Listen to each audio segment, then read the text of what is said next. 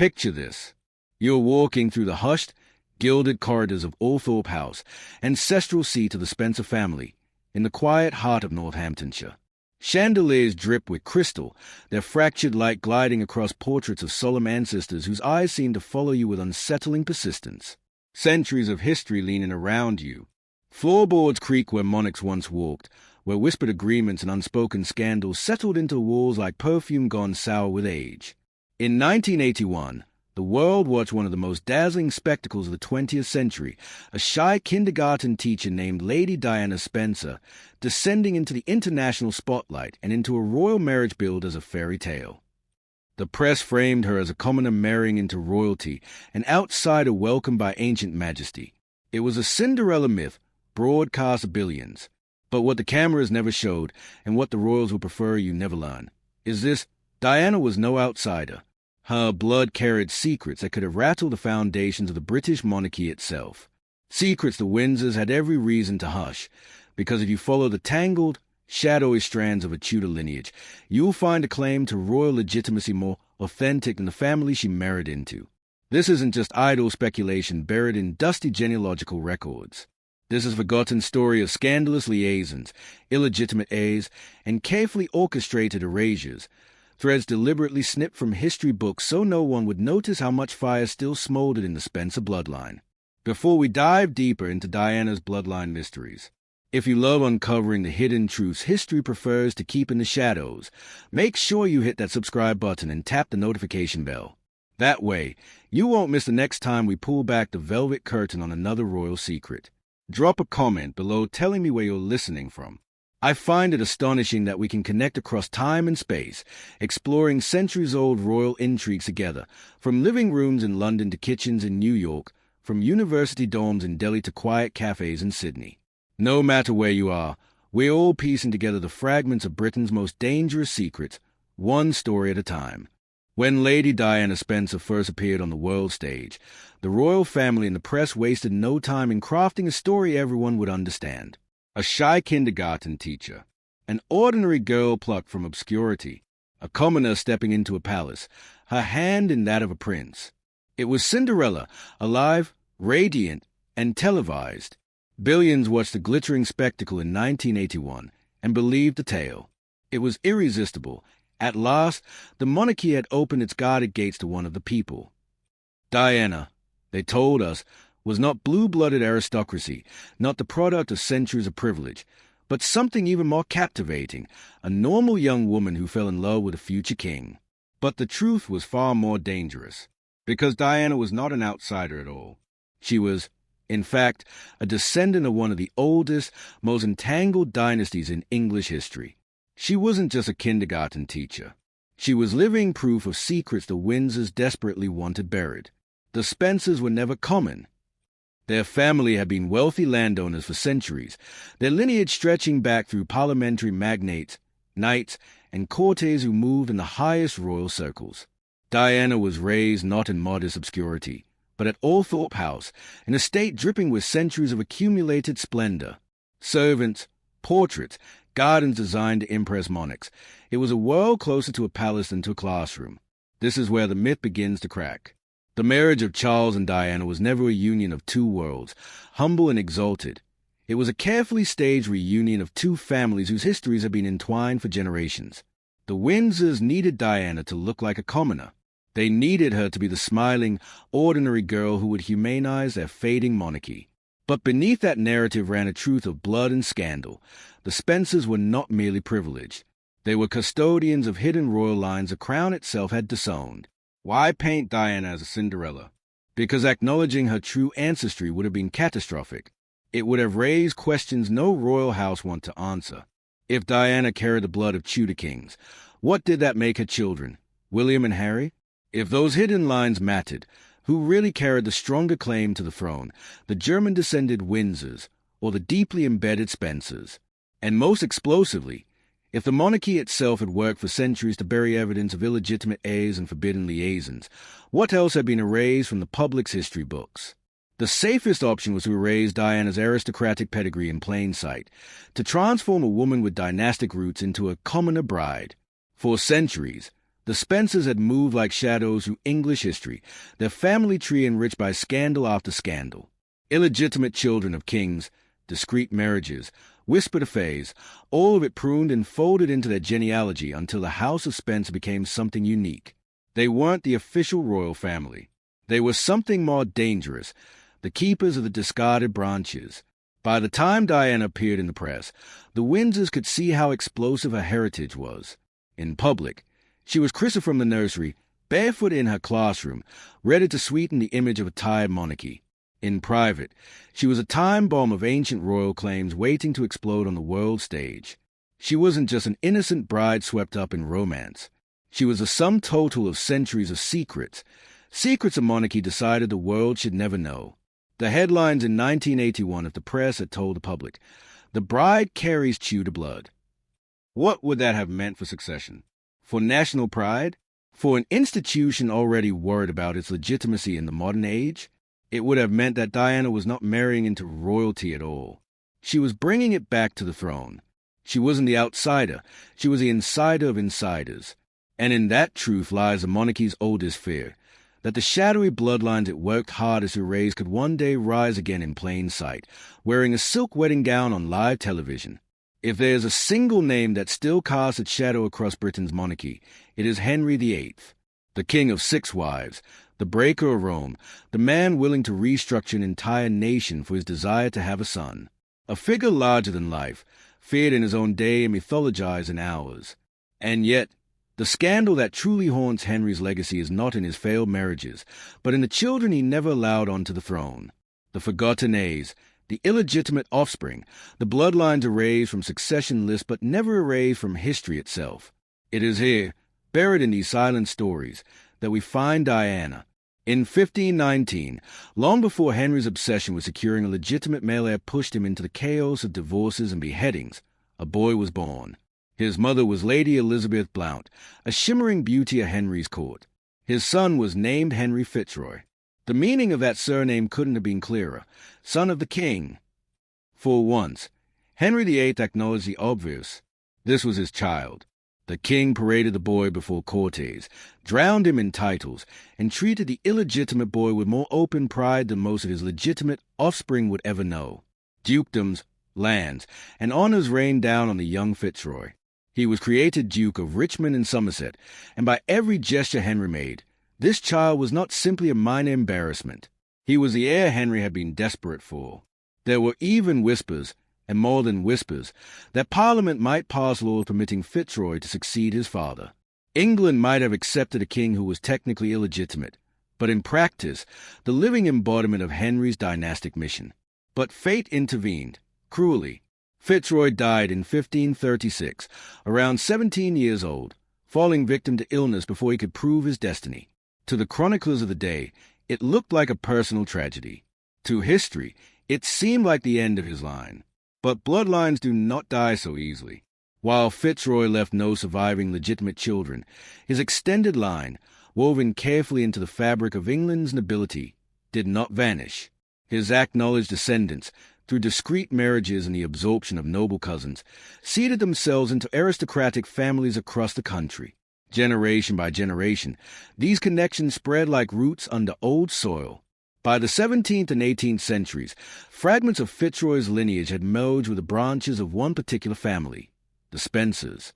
They became the quiet inheritors of a legacy marked forbidden. Think about what that means. Henry VIII's only acknowledged son, the boy who might have become the king England craved, did not depart history with his coffin. His blood trickled forward, merging with aristocratic households determined to protect their status. Centuries later, that current surged into the veins of a young woman named Diana Spencer. This wasn't just noble ancestry. It was royal blood deliberately erased from succession lists. But FitzRoy is only half the story. The second claim, perhaps even more controversial, comes from another woman in Henry VIII's orbit, Mary Boleyn. Mary was a sister of Anne Boleyn, the ill-fated second wife of Henry VIII and mother of Elizabeth I. Before and caught Henry's eye, Mary was his companion. And while court gossip often inflates the king's liaisons, in this case, the evidence became much harder to dismiss. In 1524, Mary Boleyn gave birth to a daughter named Catherine Carey. Officially, Catherine was acknowledged as a child of Mary's husband, William Carey. But the timing tells another story. Catherine's birth falls squarely in the middle of Mary's relationship with Henry, and the records of court observers point to Mary's conspicuous favor during those years. Was Catherine not William Carey's daughter, but Henry VIII's? Many historians hesitate. They cannot prove it beyond a doubt. But the circumstantial evidence is powerful. Catherine herself grew to hold remarkable positions of influence, serving in Elizabeth I's court. It was as though the Tudors themselves tacitly acknowledged her royal connection by keeping her close in circles of power. And just like FitzRoy's line, Catherine Carey's lineage trickled downward, weaving into the fabric of English nobility until it, too, merged with the Spencer family dot on one side. Diana inherited blood from Henry FitzRoy, the boy Henry VIII openly acknowledged as his son, but who never reached the throne. On the other side, the Spencer line absorbed Catherine Carey, a woman suspiciously timed to be Henry's daughter by Mary Boleyn. Two streams of blood from the most fabled Tudor king, both merging into one aristocratic family centuries later, and from that family emerged Diana. What does that mean for her children? For William, heir to the British throne, he carries not just Windsor genealogy, but Tudor inheritance. Not the line passed legally and officially through the succession, but the line erased, denied, forgotten, except by those who preserved it quietly in the Spencer archives. When William ascends to the crown, it will not simply be Windsor triumphing. It will be something stranger, grander, a reunion, after centuries, of Tudor blood denied its crown. The irony is almost unbearable. The Windsors worked tirelessly to present Diana as a commoner, as a smiling outsider invited in. In truth, she was delivering to them what they lacked. The very blood of Henry VIII thought she wasn't simply the people's princess. She was a Tudor heiress in disguise. And if even half of this bloodline evidence holds true, then William will stand as the first monarch in half a millennium to carry both the crown of Britain and the hidden inheritance of Henry VIII himself. What the royals don't want you to know is that Diana's presence didn't dilute the monarchy, it completed it. But to see that fully, we need to look beyond Henry VIII and into the scandalous women who carried these secret inheritances forward. If there's one thread running through English royal history, it is this. Some of the most important bloodlines were not preserved through wives and queens, but through the shadows, through mistresses, secret contracts, and whispered encounters. History has often branded these women as companions, dismissing them as trivial footnotes.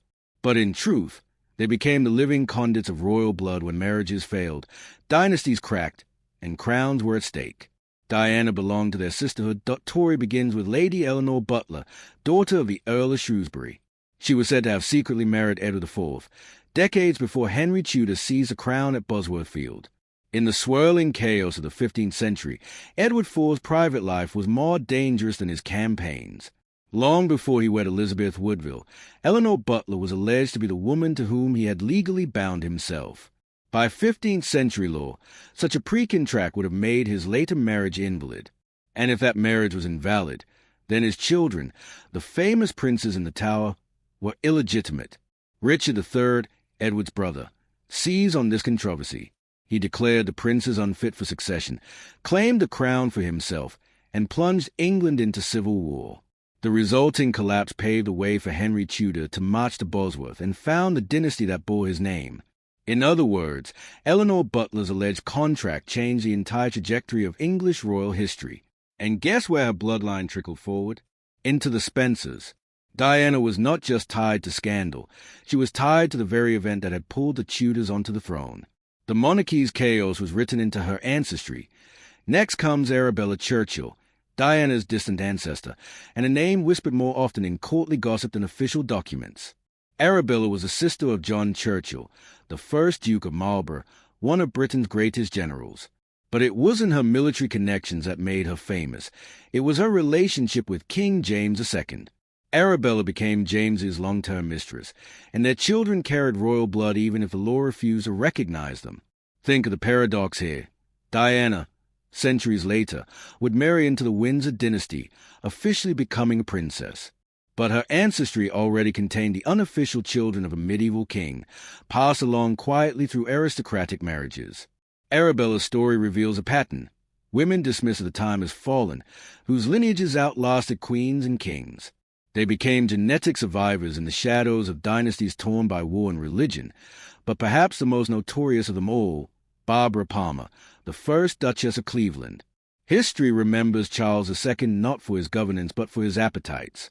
His mistresses shaped the court as much as any minister, and Barbara Palmer was the most infamous of them all. She became the king's favorite in the early 1660s, so powerful that she had her apartments in Whitehall Palace connected directly to his. Bold, flamboyant, and politically savvy, Barbara bore several of Charles's children. Those children, though denied succession rights, did not vanish. They were given noble titles, dukes and duchesses, and their descendants married across Britain's grand families. Among those lines, once again, the Spencer family appears. In Diana's blood, the legacy of Barbara Palmer lived on, a reminder that England's monarchy was not just shaped by solemn coronations, but by candlelit rooms where passion and politics blurred the "So what does all this mean?" Eleanor Butler, Arabella Churchill, Barbara Palmer, women whose names remained tangled in controversy, had one thing in common. They carried royal bloodlines forward when official marriages failed or politics dictated those lines be erased. The legitimate heirs, carefully recorded in state documents, often perish in wars, were executed on Tower Hill, or left no sons.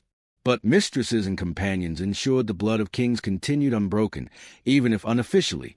Centuries later, Diana Spencer emerged not simply as an aristocrat, but as a summation of these women's resilience. She carried within her veins the genetic echoes of kings and their forbidden unions, of dynastic crises and whispered scandals that polite society chose to forget but her ancestors never let die, and this is why Diana's 1981 marriage to Charles carries such unnerving symbolism. It wasn't just a timid girl entering a palace. It was a return of the forbidden bloodlines into the very heart of monarchy. With her, the descendants of mistresses and companions, the Butler contract, the Churchill children, the Palmer progeny, walked down the aisle at St. Paul's. Imagine what that means. The Windsors had long presented themselves as the official line, the safe and legitimate inheritors of the crown. But Diana brought with her centuries of claims the monarchy had tried to bury. Through her, the Spencer family quietly restored blood that had been literally legislated out of succession books. As one might put it in competitor-style cadence, Diana wasn't just a bride. She was the embodiment of centuries of shadow queens returning to the throne. Since the Tudor era, palace genealogists have quietly tracked more than just the official heirs. Behind closed doors, scholars and clerics recorded the lives of acknowledged bastards, whispered companions' children, and bloodlines that threatened legitimacy if they were ever allowed to surface. You can still trace these notes in half-forgotten archives, in scribbled margins of parish records and obscure legal cases. They weren't collected for idle curiosity. They were survival maps, because illegitimate bloodlines had a strange way of reappearing when succession ran dry, when dynasties stumbled, when monarchies needed to quietly replenish themselves. And consistently, almost suspiciously, those lines bent back toward Spencer alliances. From the outside, Spencer marriages looked like typical aristocratic unions, consolidating land, wealth, or prestige. But look closer, and you begin seeing a pattern. Generations of Spencers were descendants of mistresses and forgotten offspring of monarchs. The offspring of Charles II's prolific mistresses slipped into Spencer branches. Descendants of James II's union with Arabella Churchill joined the Spencer line. Even connections to Henry VIII's questionable heirs were acquired not by chance, but by choice. It is as if the Spencers functioned as a safety deposit box for every scandalous branch of royal blood. They didn't hold the throne, but they held the blood of those who nearly did. This wasn't random. Families that maintained illegitimate royal ties down the centuries often faded into obscurity. The Spencers did not. They thrived. They absorbed. And with each generation, their genealogy grew more densely packed with monarch shadows and with parliamentarian speeches. By the 18th and 19th centuries, a strange picture had emerged. While the Crown Windsor line could trace its name back only to a politically convenient rebranding in 1917, abandoning its German Saxe-Coburg-Gotha heritage, the Spencers could point to centuries of direct English noble blood infused with kings' and queens' unacknowledged children. In other words, the monarchy's public family and its private family were not the same thing. The Windsors wore the crown, but the Spencers carried the blood. For all the dazzling pageantry of coronations, it was a shadow line, hidden inside families like the Spencers that preserved genetic continuity. The throne was an institution. The Spencers were its insurance policy, all of which begs a question. How did Diana Spencer, of all women, step onto the global stage in 1981 as a chosen bride for Prince Charles? The story, we are told, is whimsical, almost comedic. An innocent young girl caught Charles S.I. at a country gathering. Fate, chance, romance. But whispers suggest more was at play. Palace genealogists knew Diana's ancestry. They had cultivated marriage pools for centuries. And in Diana they may have seen something irresistible. Not only the public optics of a commoner bride, but the hidden advantage of pulling those tightly packed lines of shadowed royalty back into the official bloodstream of the crown. Some sources even suggest geneticists and genealogists were quietly consulted before Charles's interest in Diana went public, as though a selection was less about charm and more about DNA. If this is true, Diana was not chosen despite her Spencer ancestry, but because of it. She wasn't just a fairy-tale bride. She was the perfect vessel, the living repository of centuries of illegitimate royal survival, now ready to be blended back into the throne. Her wedding to Charles wasn't closing a gap between commoner and crown. It was a reabsorption, a quiet reclamation of blood the monarchy had spent half a millennium repressing. She wasn't outside royalty. She was its hidden half, walking up the steps of St. Paul's Cathedral to merge the shadows with the crown. By the time Charles married Diana, the House of Windsor was itself only 6 decades old. Born from war, not tradition, the dynasty was a hurried rebranding in 1917, when George V abandoned the unmistakably German name Saxe-Coburg-Gotha in favor of something more palatable during World War I. The new name, Windsor, was chosen not because of deep ancestral ties, but because of marketing. It sounded sturdy, English, reassuring at a time when bombs dropped from the sky and anything foreign evoked suspicion. The blood of the Windsors, however, remained unchanged, still thick with German princely lines, Bavarian marriages, and continental entanglements far removed from medieval English kingship. The irony was glaring. A monarchy that sold itself as a heartbeat of British tradition was itself a symbol of borrowed identity. And then there was Diana Spencer. While the Windsors borrowed Englishness as costume, the Spencers had been English for centuries. Not just English, but entwined with the Tudors, the Stuarts, and the very scandals that defined the monarchy itself. From Henry FitzRoy to Catherine Carey, from Eleanor Butler's marriage contract to Barbara Palmer's clandestine children, Diana inherited bloodlines rejected on paper but carried forward in secret. Her ancestry was a true repository of English dynastic history. She was a direct, living thread reaching back to the Tudors, a dynasty exhausted in the 17th century, but never erased. The Windsors needed Diana far more than she needed them. It is easy to believe Diana married into the crown. But looked at differently, the crown reabsorbed Diana. Consider the advantages her presence brought. A new people's princess to humanize a stiff, unpopular dynasty. A commoner cover story to give the illusion that the monarchy was keeping pace with the modern world. And beneath it all, a secret genealogical jackpot. Authentic Tudor-descended blood to shore up Windsor legitimacy. In truth, the wedding was less Cinderella than Caesar. A carefully orchestrated dynastic pact cloaked in lace and silk. As one might phrase it in competitor cadence. The Windsors gave her a title. But she gave them legitimacy officially. Diana's role was to bring warmth and accessibility to a family seen as cold, even alien, to its subjects. But people instinctively sensed there was something different about her, something magnetic, something not conjured by palace PR. That something was inheritance. The ancient pulse of Tudor blood flowing through her veins, the echo of monarchs who had defied papal decrees, Puritan succession laws, and shaped England's destiny with their hands. To the public, Diana's charisma felt inexplicable, almost supernatural. To those who knew her genealogy, it was anything but. Her aura was a weight of history moving through her. So when Diana and Charles stood smiling on the balcony of Buckingham Palace, waving to adoring crowds, the irony could not have been sharper. A German-rooted dynasty, rebranded with a British name, had just merged with a family carrying more indigenous royal blood than they themselves possessed. The carefully manufactured Windsor identity had been legitimized not by centuries of unbroken succession, but by the veins of a young woman presented as ordinary. It was never a fairy tale. It was a reclamation, a merger between the public crown and the private vault, between a name and the blood it pretended to embody, and this is where the story darkens into destiny. Because Diana was not alone at that altar. Beneath her vows lay the unspoken expectation of heirs, children who would inherit not just Windsor's ceremonial titles, but the covert genealogical fire she carried. What happens when those children, William and Harry, grow to adulthood? What happens when their Tudor blood collides with the Windsor throne? This is where Diana's marriage ceases to be about pageantry and becomes about prophecy. The culmination of centuries of hidden unions would spill forward into her children, and in one of them in particular, the palace would see both its salvation and its greatest fear.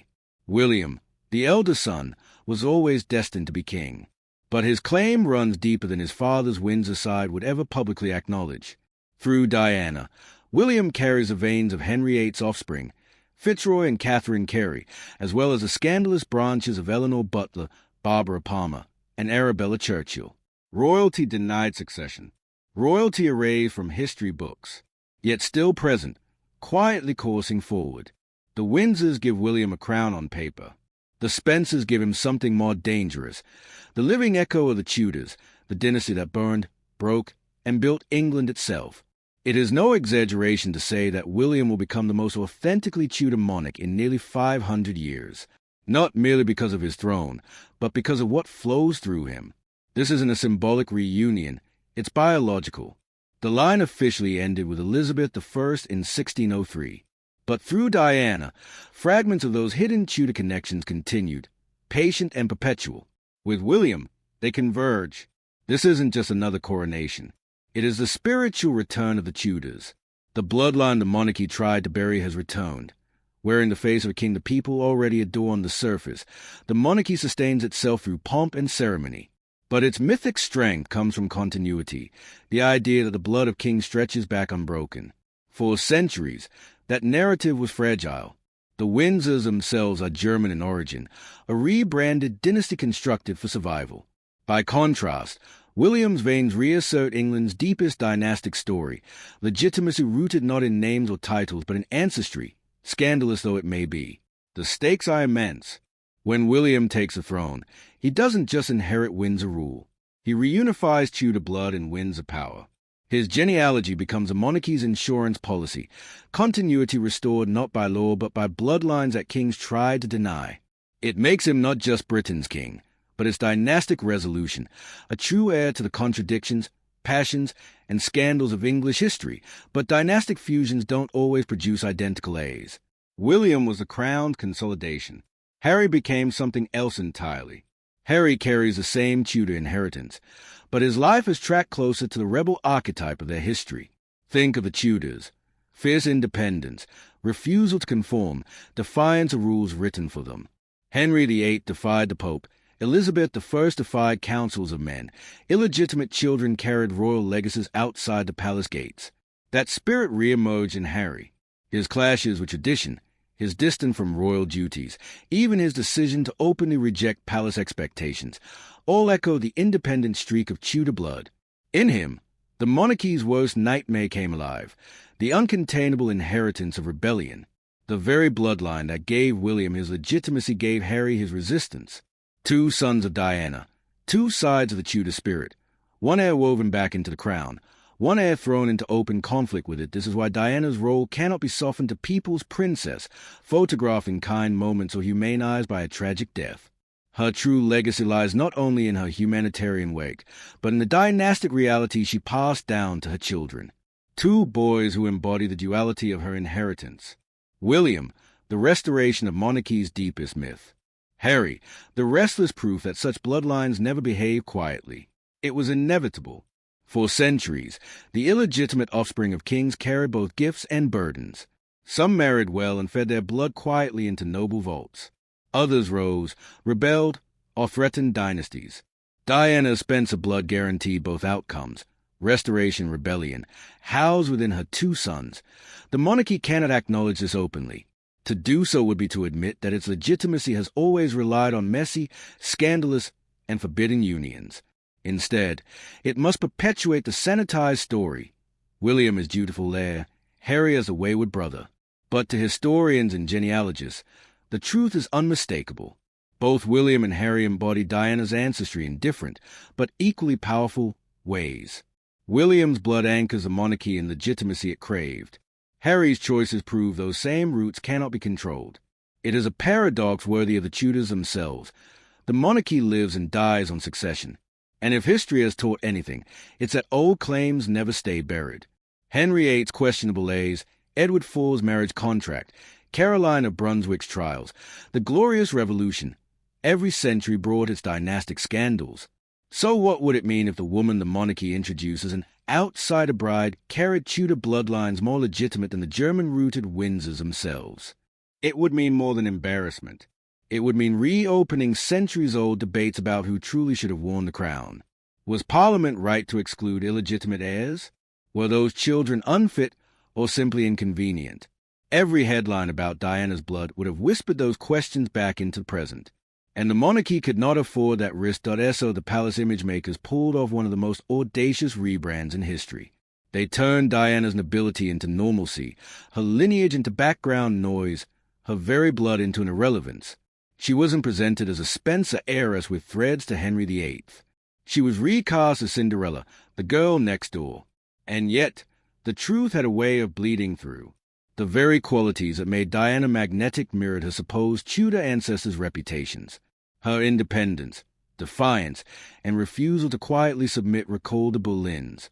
Her natural connection with the people echoed Elizabeth I, herself the illegitimate daughter-turned-monarch. Her resistance to protocols was not a quirk, but part of the Spencer inheritance, the same rebellious streak carried by centuries of royal outsiders. The palace called her disobedience. History might recognize it as a genetic inheritance. What truly unnerved the Windsors was not simply Diana's popularity. It was a pattern she represented. Throughout history, women with royal blood who challenged male authority often paid the ultimate price. Anne Boleyn, silenced by a blade. Lady Jane Grey, executed after 9 days on the throne. Even Margaret of Anjou centuries earlier, mocked, vilified, eventually erased. Diana fit that archetype too perfectly, a woman whose ancestry carried dangerous claims, whose charisma rivaled the crown, and whose refusal to be silent risked destabilizing everything. So she was framed not as dynastic nobility but as emotional instability. Her disagreements with palace life were painted as weakness rather than heritage. Her refusal to play submissive royal was described as rebellion instead of recognition of centuries of Tudor fierceness coursing through her. It was safer for the monarchy if Diana was remembered as fragile rather than formidable. When Diana's marriage dissolved in chaos and her life ended in a Paris tunnel, the tragedy was mourned as unique. But framed against history, it was a chilling echo. Again and again, women with bloodlines too close to power, too magnetic to ignore, were erased one way or another. Diana's untimely death may have looked like a modern car crash, but symbolically it was something older, the latest chapter in the monarchy's relentless silencing of women who carried both the crown's legitimacy and its greatest threat. She wasn't just a princess who broke protocol. She was another in a long line of dangerous women whose blood made them unforgettable and, for that very reason, unbearably inconvenient. July the 29th, 1981. The world sat breathless. Inside St. Paul's Cathedral, music reverberated through marble vaults as a young woman in an ivory gown began her long walk down the aisle. Newspapers called her a commoner. The cameras, flashing like fireflies, spun her story into a modern fairy tale. Billions were transfixed by the idea of an ordinary girl joining extraordinary royalty. But history, the kind buried in genealogical charts and whispered in palace corridors, tells another story. What unfolded that morning was not the coronation of Cinderella. It was a return of forgotten bloodlines. Hidden branches that had survived in shadows for centuries marched back into the public light, veiled in silken lace, as Diana Spencer placed a hand into Charles'. St. Paul's wasn't merely a church that day. It was a stage for a dynastic reunion that official histories had desperately tried to smother. Diana wasn't an outsider. She was a living convergence of Henry VIII's lost days, of Eleanor Butler's scandal, of mistresses whose children carried the monarchy forward in silence. Barbara Palmer, Arabella Churchill, Catherine Carey. In her, the crown's suppressed history reached a visible culmination. Centuries of illegitimate and inconvenient blood had been carefully written out as succession lists. But bloodlines are not erasable. They survive in flesh, in faces, in families patient enough to keep them hidden. And on that summer morning, they re-entered the throne not by accident, but by design. The Windsors gave Diana a title. Diana gave the Windsors legitimacy. To the crowd outside, Diana looked like a blushing 20-year-old marrying for love. To history, she looked like the heir that England didn't dare to name. The monarchy pretended to embrace a commoner. In truth, it embraced a very dynastic blood that could overshadow its own Germanic origins. It was a clever deception, myth-making masquerading as romance, but one trembling with irony, because that day, whether Charles and Diana understood it or not, the outsider bride united the crown with the very shadow it feared most. Diana's children stand at the intersection of what royal history tried hardest to separate, the official and the illegitimate. William, the heir, doesn't just sit in line because Windsor law says so. He stands there because his veins carry the pulse of Tudor monarchs, the erased heirs of Henry VIII, the companions of Charles II, the women whose names stain court gossip columns yet preserve dynastic continuity. He is, in his blood, both sanctioned and forbidden, perhaps the most complete monarch England has seen in centuries. Harry, too, bears that inheritance. But where William embodies reconciliation, Harry embodies defiance, the Tudor streak of rebellion, the refusal to be contained, the echo of illegitimate heirs who refuse silence. Together, they illustrate what Diana embodied, monarchy's salvation and monarchy's undoing, contained in two brothers. Through centuries of calculated alliances, the Spencer dynasty preserved the seed of illegitimate heirs, FitzRoy, Catherine Carey, Eleanor Butler's contract, Barbara Palmer's children. The Spencers became a living archive of royal blood deliberately erased from official succession lists. By the 20th century, those threads converged in one woman. Diana was not chosen in spite of her lineage. She was chosen precisely because of it. She was a custodian of that forbidden history, carrying in her veins what Parliament and palace scribes had labored to suppress. The irony is extraordinary. The Windsors were caretakers of image, masters of ceremony, symbols of continuity, a dynasty forced into being by war and survival. Names, rituals, titles, theirs was monarchy as theatre. The Spencers were something else entirely. They were the keepers of blood, custodians of the unofficial line, protectors of ancestral truth, the parallel monarchy waiting in shadow until circumstance brought them back into the light. With Diana's marriage, the show of Windsor met the substance of Spencer. The public believed in a fairy tale. In reality, what unfolded was a careful reintegration of crown and shadow, and here lies the paradox of Diana's legacy. To the people, she embodied empathy, humanity, and modern openness. To history, she embodied dynastic inevitability, the inheritance of forgotten monarchs, rising again centuries after they were erased. Her sons carry that double inheritance. William embodies reunification, the sanctioned Windsor crown fused with the outlawed Tudor line. Harry embodies rebellion, the uncontainable independence passed down through mistresses, illegitimate heirs, and women branded dangerous. Together, they prove what Diana always was, the living paradox the monarchy feared most.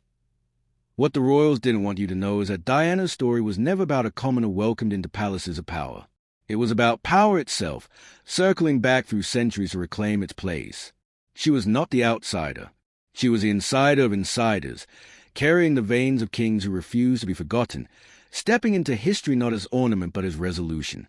Her life ended too soon, but her legacy remains eternal. Every time the crown appears on her son's head, every time her name is spoken, every time her face is remembered, the forbidden bloodline she carried live again. Diana did not just touch the crown. She completed it. And that is the secret the monarchy could never confess.